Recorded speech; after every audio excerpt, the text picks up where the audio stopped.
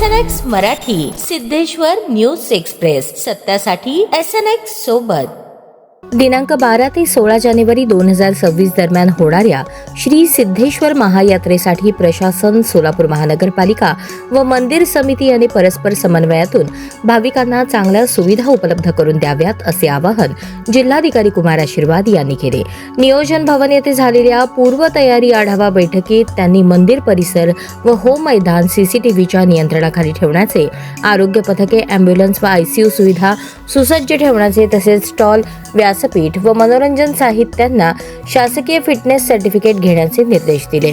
तसेच अग्निशमन व्यवस्था, वीज जोडण्यांची तपासणी, वाहतूक व कायदा सुव्यवस्था राखण्यासाठी पोलीस बंदोबस्त ठेवण्याच्या सूचनाही त्यांनी दिल्या।